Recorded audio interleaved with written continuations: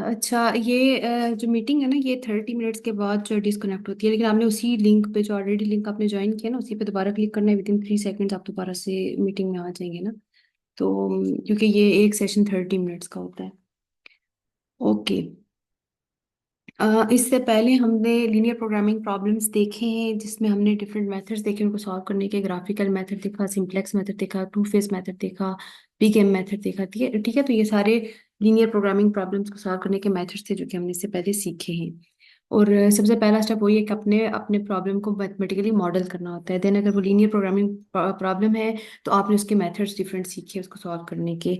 आज जो है हमारे पास एक न्यू टाइप का मॉडल है, दैट्स कॉल्ड ट्रांसपोर्टेशन मॉडल। इसकी अपनी एक डेफिनेशन है, और फिर इन प्रॉब्लम्स को सॉल्व करने के 3 मेथड्स हैं जो हम बेसिक सीखने चाह रहे हैं। लेकिन ये जो तीनों मेथड्स हैं, इसमें आपने ये याद रखना है कि ये आपको ऑप्टिमल सोल्यूशन नहीं देंगे, बल्कि ये आपको फिजिबल सोल्यूशन जो है वो प्रोवाइड करेंगे, इनिशियल फिजिबल सोल्यूशन प्रोवाइड करेंगे। ठीक है। और among those feasible solution there can be optimal solution. ठीक है। तो उसके लिए यानी कि हम ट्रांसपोर्टेशन मॉडल पहले देखेंगे कि ये होता क्या है। पहला हमारा ये काम होगा कि हम इसको डिफाइन करेंगे कि ट्रांसपोर्टेशन मॉडल क्या है। उसके बाद हमारे पास 3 मेथड्स हैं जो कि ट्रांसपोर्टेशन मॉडल का बेसिक फिजिबल सोल्यूशन जो है वो फाइंड करते हैं। और उसके बाद हम एक मेथड सीखेंगे जो कि क्या करेगा, जो आपको बताएगा इन मॉडल्स में से, मतलब ये जो फिजिबल सॉल्यूशंस हैं इनमें से ऑप्टिमल सॉल्यूशन। ठीक है। तो ये मींस टोटल हम इस प्रॉब्लम के अंदर, इस ट्रांसपोर्टेशन मॉडल के अंदर 4 जो मेथड्स हैं वो सीखने वाले हैं। जो पहले 3 मेथड हम सीखने वाले हैं वो हमें फिजिबल सॉल्यूशन बताएंगे, बेसिक फिजिबल सॉल्यूशन। और जो हम फोर्थ वन मेथड सीखेंगे वो हमें ऑप्टिमल सॉल्यूशन बताएगा फॉर दीज 3 फिजिबल सॉल्यूशंस। ठीक है। तो हमारे पास ये टोटल चीज़ है जो हम अब आगे सीखने जा रहे हैं। सबसे पहले हम डिफाइन कर लेते हैं कि ट्रांसपोर्टेशन मॉडल क्या है। ट्रांसपोर्टेशन प्रॉब्लम या ट्रांसपोर्टेशन मॉडल आप किसको कहेंगे, कि जब आपके पास डिफरेंट सोर्सेज होंगे या डिफरेंट सप्लाई पॉइंट्स होंगे, और आपके पास डिफरेंट डेस्टिनेशंस होंगी, या आपके पास डिमांड पॉइंट्स होंगे। अब आपने करना क्या होगा कि आपने सप्लाई करनी है वो कुछ गुड्स जो हैं वो डिफरेंट डेस्टिनेशंस पे। ठीक है। कुछ चीज़ें हैं, कुछ भी चीज़ें हो सकती हैं, आपने डिफरेंट पॉइंट से उठानी है। ठीक है। जिनको हम कहेंगे सप्लाई पॉइंट्स या सोर्स पॉइंट्स। ठीक है। तो वहां से हमने उठानी है और उनको हमने जो है सप्लाई करना है डिफरेंट, हमारे पास मल्टीपल डेस्टिनेशंस हैं वहां पर। ठीक है। तो ये हमारा जो इस तरह के जो प्रॉब्लम है, they are called transportation models. ठीक है। तो हम ये क्या है कि हमने ट्रांसपोर्ट करनी है चीज़ें बहुत सारे सोर्सेज से उठा के और बहुत सारी जगहों पे। तो this is called transportation problem. ठीक है। तो पहले तो आपको डेफिनेशन आनी चाहिए आपको। जी, कुछ पूछना चाह रहे हैं? आपकी आवाज़ क्लियर नहीं है। अपना एक तो ओरिजिनल नाम रखें, क्योंकि मैंने अटेंडेंस भी आपकी लगानी है। ठीक है। आपने अल्फ़ा के नाम से ऐड किया है, तो फिर आपकी अटेंडेंस में मुझे पता नहीं चलेगा कि आप कौन है। और दूसरा, आपकी आवाज़ जो इतनी कट रही है, मुझे समझ नहीं आ रही ना कि आप क्या कह रहे हैं। आप मुझे व्हाट्सएप पे मैसेज कर ले, मैं देख लेती हूँ कि आपका क्या प्रॉब्लम है। ठीक है। ओके। तो सबसे पहले हमने डिफाइन कर दिया कि हमारे पास ट्रांसपोर्टेशन प्रॉब्लम क्या है या ट्रांसपोर्टेशन मॉडल क्या है। When we have different or several supply points and we have different demand points. ठीक है। और we have to supply goods from these different sources to different destinations. तो this is called the transportation model. अब उसके बाद हमारे पास ये है कि इस प्रॉब्लम के अंदर हमें जो डाटा गिवन होगा वो किस तरह से होगा, कि हमें कैपेसिटी ऑफ गुड्स जो है वो पता होगी, या कि आपकी जो भी सप्लाई पॉइंट्स हैं वो कितनी गुड्स प्रोवाइड कर सकते हैं आपको। ठीक है। हर सोर्स कितनी कितनी चीज़ें जो है वो बना सकते हैं, मैन्युफैक्चर कर सकते हैं, प्रोवाइड कर सकते हैं। ठीक है। और उसके अलावा हमें ये पता होगा कि हमारी जिन जिन डेस्टिनेशंस पे हमने इनको प्रोवाइड करने है, सप्लाई करना है, उनकी रिक्वायरमेंट क्या है। तो ये दो इंफॉर्मेशन हमें ऑलरेडी प्रॉब्लम के अंदर गिवन होंगी। ठीक है। कि हमारी लाइक अगर कोई फैक्ट्रीज हैं, तो फैक्ट्रीज जो है वो कितनी प्रोडक्ट्स जो है वो प्रोड्यूस कर सकती है इन सर्टेन टाइम लिमिट। ठीक है। और उसके बाद हमें ये पता होगा कि जो डिफरेंट आपके डिमांड सेंटर्स हैं, या जो आपके जो डेस्टिनेशंस हैं, वहाँ पे आपकी डिमांड कितनी है, उनकी रिक्वायरमेंट कितनी है किसी भी चीज़ की। ठीक है। कि उनको कितनी चीज़ें रिक्वायर्ड हैं। ठीक है। और उसके बाद हमारा जो पर्पस होगा, ऑब्वियस सी बात है, आपको मैंने बताया था कि हमारे इस पूरे कोर्स के अंदर हमारे ऑप्टिमाइजेशन हमारा जो है वो टारगेट होता है, यानी कि हमें या तो चीज़ों को मिनिमाइज करना होता है या मैक्सिमाइज करना होता है। तो वो ऑब्वियस सी बात है, आपको अपने प्रॉब्लम के अकॉर्डिंग पता चल जाता है कि आपको आप किस में इंटरेस्टेड है, मिनिमाइज करने में या मैक्सिमाइज करने में। और अगर से अगर हम कॉस्ट की बात करें, तो कॉस्ट इवन ना भी लिखा हो तो आपको पता है कि हम हर केस में अपनी कॉस्ट को मिनिमाइज ही करना चाह रहे होते हैं। और ट्रांसपोर्टेशन मॉडल में जितने भी मॉडल्स हम देखने लगे हैं, उनमें हमारा टारगेट यही होगा कि हम चाहते हैं कि हमारी जो प्रोडक्शन कॉस्ट है वो कम से कम आए, हमारी जो ट्रांसपोर्टेशन कॉस्ट है वो कम से कम आए। ठीक है, तो हमारा टारगेट होगा मिनिमाइज करना, अपने जो भी हमारा फंक्शन होगा उसको मिनिमाइज करना हमारा टारगेट होगा। ठीक है, ओके। देन हमारे पास नेक्स्ट जो है, अब देखें, अब ये जो एक स्लाइड मैंने आपको शो की ना, अब इसमें मैंने कुछ क्वेश्चंस लिखे हुए हैं कि आपके पास क्वेश्चंस किस किस टाइप के हो सकते हैं। ठीक है, फर्स्ट वाला तो खैर क्वेश्चन अभी मैंने डिस्कस नहीं किया। फर्स्ट क्वेश्चन ये कि what is mean by balanced and unbalanced problem. ठीक है, बैलेंस्ड और अनबैलेंस्ड प्रॉब्लम का ये कि मैंने आपको बताया कि आपके पास इस ट्रांसपोर्ट प्रॉब्लम के अंदर या ट्रांसपोर्टेशन मॉडल के अंदर आपके पास सप्लाई पॉइंट्स हैं और डिमांड पॉइंट्स हैं। ठीक है, तो अगर आपकी जो सप्लाई है और जो आपकी डिमांड है, अगर वो इक्वल है, ठीक है, सप्लाई और डिमांड जो है वो इक्वल हैं, तो हम ऐसे प्रॉब्लम को बैलेंस प्रॉब्लम कहते हैं, बैलेंस ट्रांसपोर्टेशन प्रॉब्लम कहते हैं। और अगर हम आपके पास सप्लाई और डिमांड जो है वो इक्वल नहीं है, तो हम उसको अनबैलेंस ट्रांसपोर्टेशन प्रॉब्लम कहते हैं। ठीक है, तो ये आपने बेसिकली याद रखना है कि आपका, और हमारा पहला जो स्टेप भी होगा क्वेश्चंस करने के दौरान में या मॉडल्स को देखने के दौरान में, वो भी यही होगा कि हम चेक करेंगे कि हमारा जो मॉडल है वो बैलेंस्ड है या अनबैलेंस्ड है। ठीक है, तो हमारा फर्स्ट स्टेप ये होगा। आप लोगों को मेरी आवाज आ रही है या नहीं आ रही है?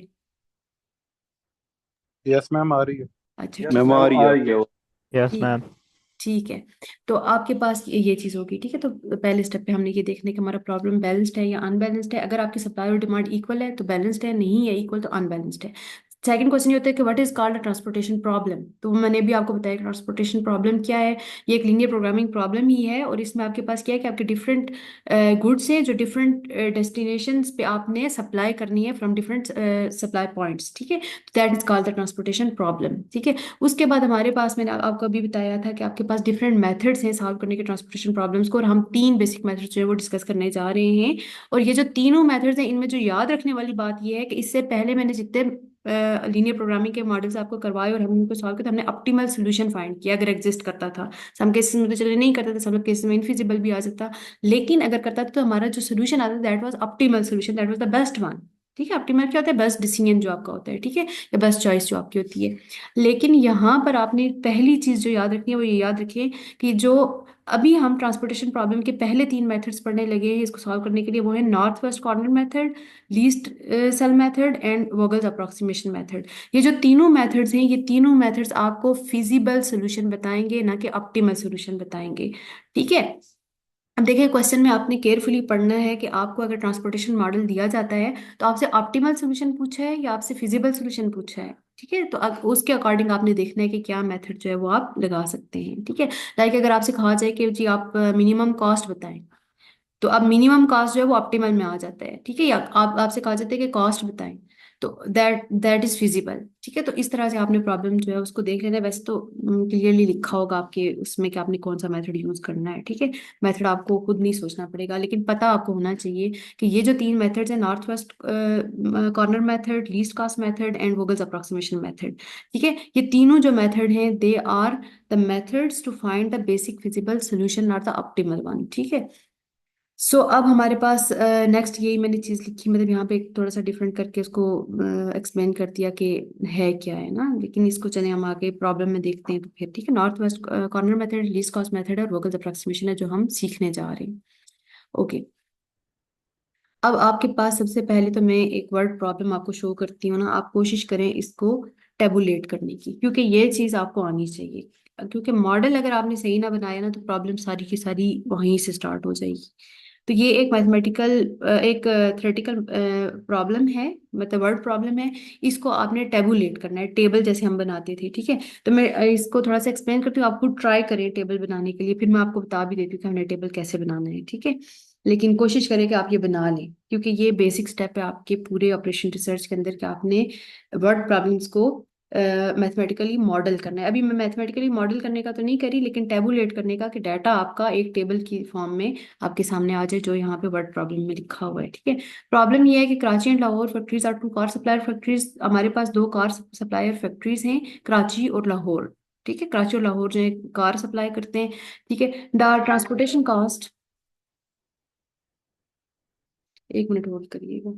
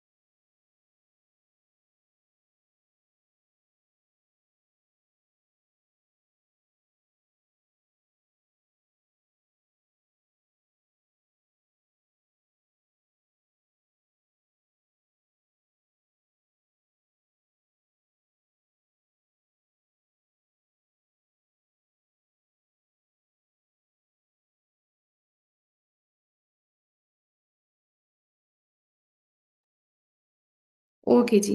तो ये वर्ड प्रॉब्लम जो है ना, इसको आप जरा टेबुलेट करने की कोशिश करें। ठीक है, क्या इसमें क्या है कि the transportation cost per car to transport from Karachi to Peshawar Sialkot and Multan. ठीक है, आपने क्या करना, यहाँ पे प्रॉब्लम में क्या है कि आपने कार ट्रांसपोर्ट करनी है कराची से पिशावर सियालकोट और मुल्तान को। ठीक है, और उनकी कास्ट गिवन है, पर कार की कास्ट गिवन है कि अगर आप कराची से पिशावर ट्रांसपोर्ट करते हैं कार, तो आपको 13,000 जो है चार्जेस आते हैं। ठीक है, कराची से सियालकोट के लिए आपको 11,000 आते हैं, और कराची से मुल्तान के लिए आपको 40,000 जो है वो चार्जेस पड़ते हैं। ठीक है, कार ट्रांसपोर्ट करने के, एक कार ट्रांसपोर्ट करने के। ठीक है, इसी तरह से आपको दूसरा गिवन है, दूसरा हमारा जो सप्लाई सेंटर था दैट वाज लाहौर।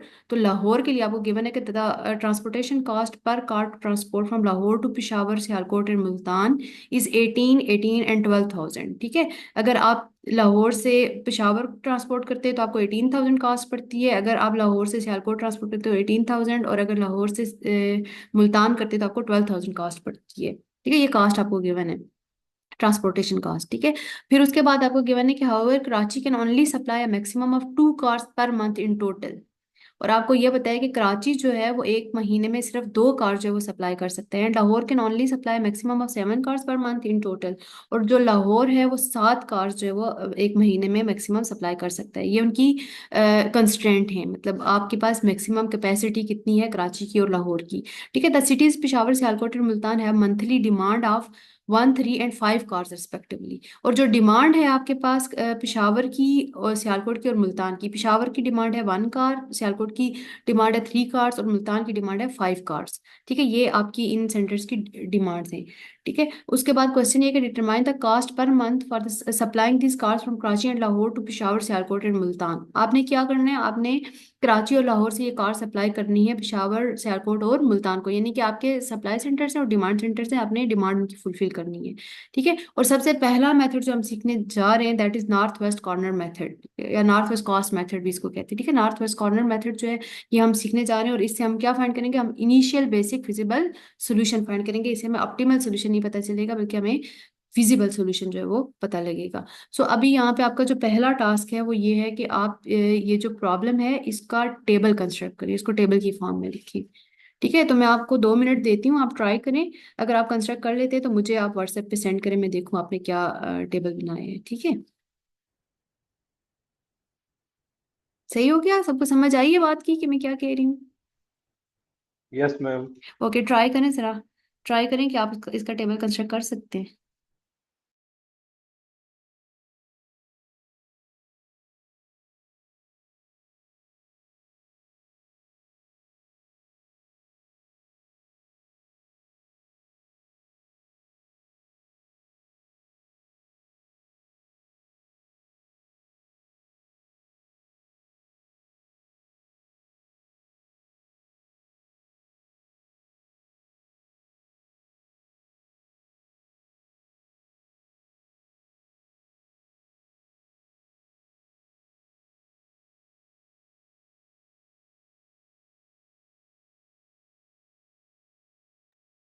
आप में से कोई भी अगर टेबल बना लेते हैं ना तो व्हाट्सएप ग्रुप में शेयर करें, मैं देखूँ आपने क्या कंस्ट्रक्ट किया टेबल। ठीक है, एक टेबल में ये सारी इन्फॉर्मेशन आपने रखनी है। Okay ma'am.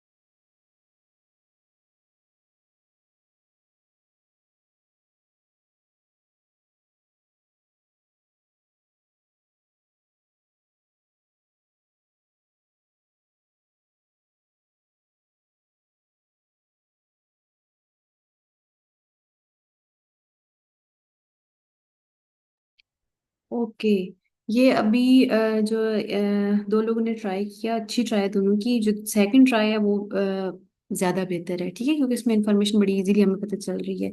हमें ये पता चल रहा है कि कराची और लाहौर हमारी फैक्ट्रीज हैं, और हमारे जो डिमांड पॉइंट्स हैं वो पेशावर, सियालकोट एंड मुल्तान हैं, और उनकी सारी कॉस्ट उस टेबल में आ रही है। और आगे आपने एक सप्लाई और डिमांड का कॉलम भी कर लिया। ठीक है, बिल्कुल सही। इसका मतलब है काफ़ी लोगों ने जो है वो इसको गेस कर लिया है कि हमारे पास टेबल इंफॉर्मेशन कैसी आ जाएगी। गुड हो गया। ठीक है, तो इस तरह से हमने हमारे पास इसमें ऑपरेशन रिसर्च में जो इन्फॉर्मेशन होती है, हमने हमारे लिए इजी हो जाता है आगे काम करना अगर हम उसको प्रॉपरली टेबुलेट कर लेते हैं। ठीक है, टेबल की फॉर्म में ले आते हैं। तो ये आप लोगों ने कर लिया है, गुड ना। सो अब हम आगे देखते हैं कि हमने करना क्या। अब हम जो पहला मेथड सीखने जा रहे हैं that is called north west cost method, या नॉर्थ वेस्ट कॉर्नर मेथड, जो भी आप उसको कहें। ठीक है, तो आपके पास पहला जो मेथड है वो हम इस प्रॉब्लम के लिए, और इसमें हमारी हमारा टारगेट याद रखें, हमारा टारगेट क्या है कि हम कॉस्ट फाइंड करना चाहते हैं कि हमें ये डिमांड्स जो है वो फुलफिल करने के लिए हमें क्या कॉस्ट पड़ेगी। अब यहाँ पे मैंने जो पहली बात आपसे की, मैं फिर से करूंगी कि हमें सबसे पहले अपने प्रॉब्लम को ये चेक करना है कि हमारा प्रॉब्लम बैलेंस्ड है या अनबैलेंस्ड है, यानी कि हमारी डिमांड और सप्लाई इक्वल है या अनइक्वल है। अब ये जो आप लोगों ने टेबल कंस्ट्रक्ट किया, मैं आपको यहाँ भी शो कर देती हूँ।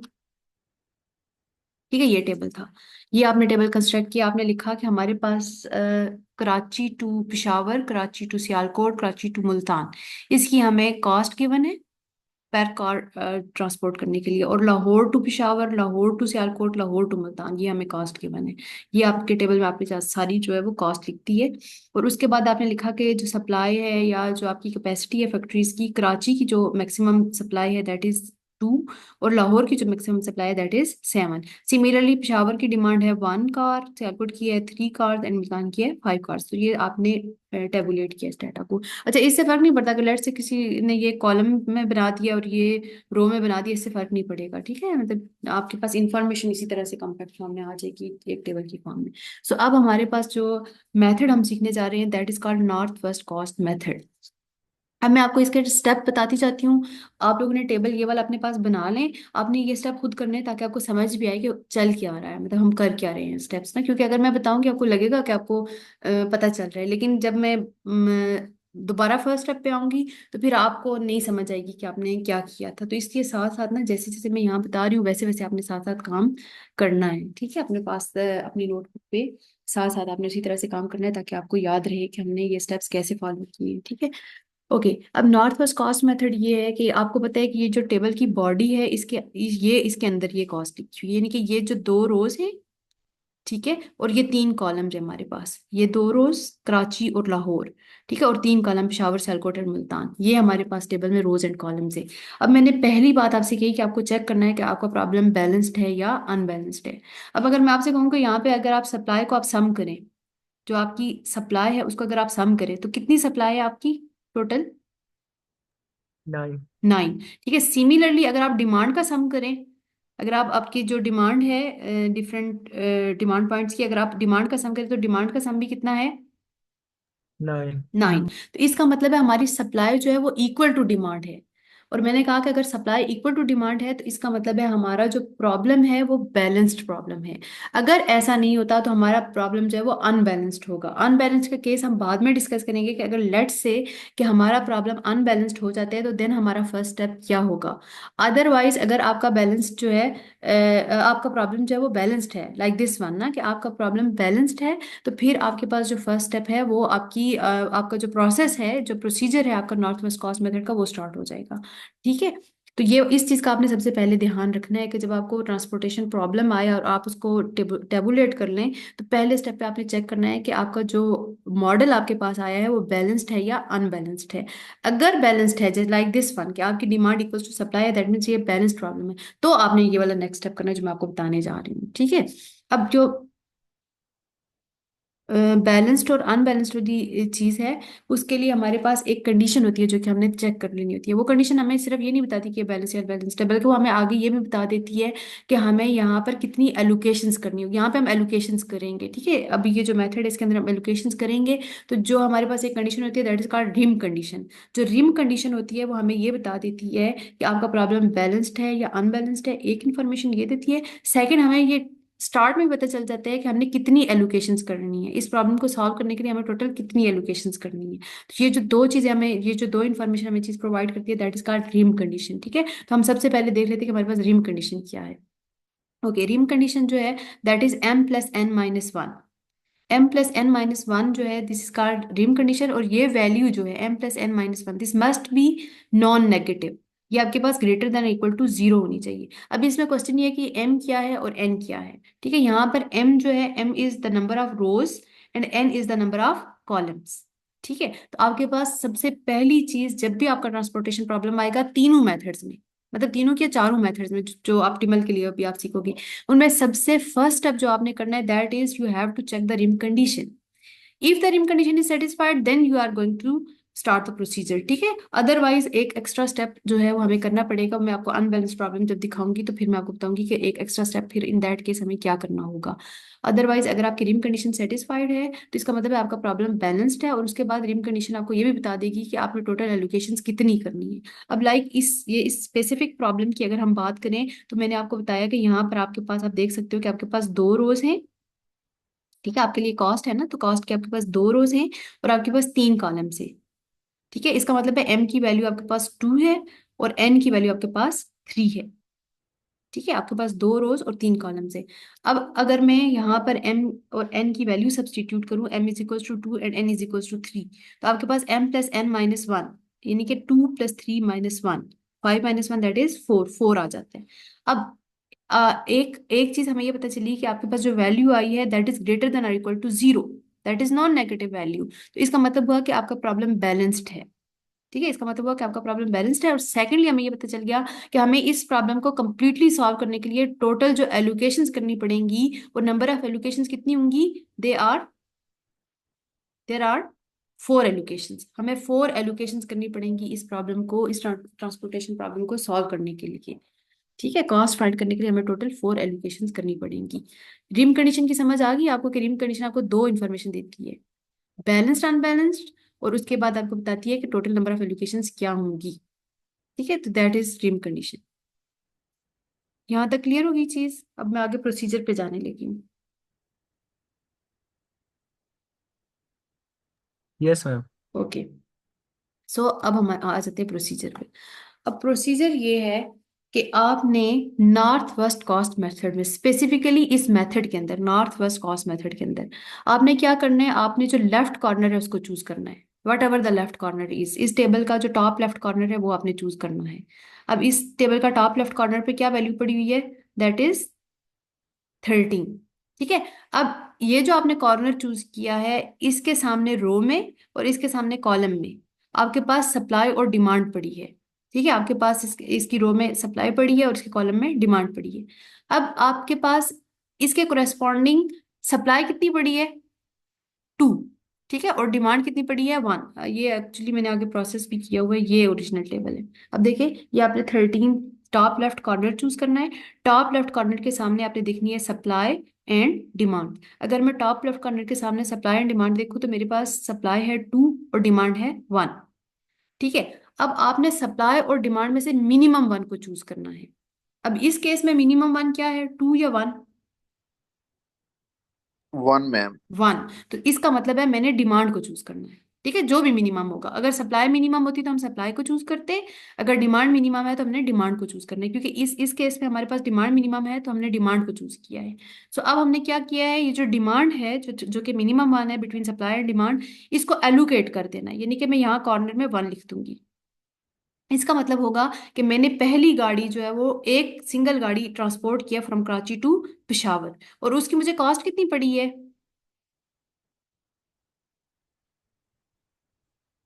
मेरी कॉस्ट कितनी आई है कराची से पेशावर एक गाड़ी ट्रांसपोर्ट करने में, 13 मैम। 13,000, ठीक है। बिल्कुल ये 13 लिखा हुआ है, मैंने आगे 1000 इंग्लिश में लिखा है, दैट मीन्स 13,000 हमें कॉस्ट पड़ी है अभी फिलहाल, ठीक है। हमने एक गाड़ी सप्लाई कर दी है कराची से पेशावर और हमें 13,000 कॉस्ट भी पड़ गई है, ठीक है। तो सो हमने यहाँ पे प्रोसेस को मैं फिर से बताती हूँ। टॉप लेफ्ट कॉर्नर दिया, टॉप लेफ्ट कॉर्नर के सामने सप्लाई और डिमांड में से मिनिमम 1 चूज किया, जो मिनिमम 1 था वो हमने एलोकेट कर दिया। सो हमने यहाँ पे 1 एलोकेट कर दिया। अब क्योंकि 1 हमने एलोकेट कर दिया, इसका मतलब है हमने ये डिमांड फुलफिल कर दी है, ठीक है। तो अब यहाँ पे डिमांड कितनी रहेगी, कराची टू पेशावर की डिमांड कितनी रहेगी, जीरो। जी। 0 रहेगी, ठीक है। ये 0 रहेगी। और इधर सप्लाई, क्योंकि जाहिर सी बात है हमने यहाँ से लेके उनको दी है ना गाड़ी, तो यहाँ पे सप्लाई में से भी एक कम हो गया, ऐसा ही है। Yes ma'am. ओके, तो ये मैंने यहाँ पे टेबल में इसको हाईलाइट किया हुआ है। मैंने ये कहा कि आपने टॉप लेफ्ट कॉर्नर चूज किया, उसके बाद आपने डिमांड और सप्लाई को देखा और उसमें से मिनिमम 1 जो है उसको चूज कर लिया, और वो जो मिनिमम 1 चूज किया आपने उसको आपने इधर एलोकेट कर दिया। अब एलोकेशन जब हमने की तो इसका मतलब है डिमांड यहाँ पे फुलफिल होगी, यानी कि 1 माइनस 1 0 हो गया, और इधर आपकी सप्लाई में से भी एक कम हो गया, यानी कि 2 माइनस 1। अब सप्लाई में कितनी गाड़ियां बाकी रह गई, एक, क्योंकि एक हमने ऑलरेडी ट्रांसपोर्ट कर दी है कराची से पेशावर को। यहाँ तक की बात समझ आ गई है। Yes ma'am. Okay, yes ma'am. अब जो मैम नेक्स्ट, अगर जी जी बच्चे। हम अगर इधर डिमांड में लाइक हमने वन चूज किया ना, मिनिमम वन, लाइक हाँ अगर जी। इधर डिमांड में फोर होता, हाँ जी। फोर होता हाँ और जी। सप्लाई में मैम सिक्स होता, हाँ जी। फोर में से फोर माइनस करते तो इधर जीरो ही बचना है हमेशा। बिल्कुल बिल्कुल, जब आप फुलफिल करेंगे ना, या आप डिमांड फुलफिल करेंगे या आप सप्लाई फुलफिल करेंगे, जब आप टॉप लेफ्ट कॉर्नर ले लोगे ना, तो हर दफा आपने या डिमांड फुलफिल करनी है या सप्लाई फुलफिल करनी है। फुलफिल वो करनी है जो मिनिमम वन है। तो ऑब्वियस सी बात है कि जब आप उसको करोगे तो आपके पास जीरो ही बचेगा। ठीक है।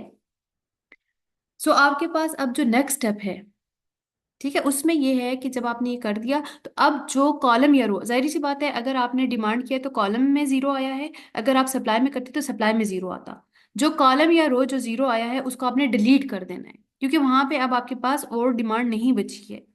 यानी कि यहाँ से हमारे पास ये पिशावर वाला कॉलम जो है ये डिलीट हो जाएगा। क्या ये बात आपको समझ आई है? क्योंकि पिशावर की डिमांड ही एक गाड़ी थी, वो हमने फुलफिल कर दिया, सो पिशावर का जो यस मैम। चैप्टर है वो क्लोज हो गया। Yes ma'am.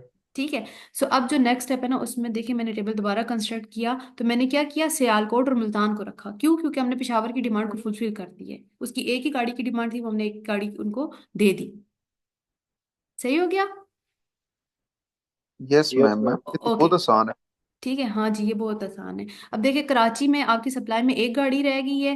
ठीक है, पिशावर वाला कॉलम चला गया क्योंकि उसकी डिमांड जीरो हो गई थी, और सियालकोट की थ्री और फाइव, ये वही, मतलब बाकी इस कॉलम को डिलीट करने के बाद, इस कॉलम को डिलीट करने के बाद बाकी सेम डाटा मैंने रखा है, 11 40 18 12 3 5 2 7, सॉरी 1 7। ठीक है, इधर सप्लाई में वन रह गया, 1 7। ये सेम यही टेबल उठा के मैंने यहाँ लिखा हुआ है।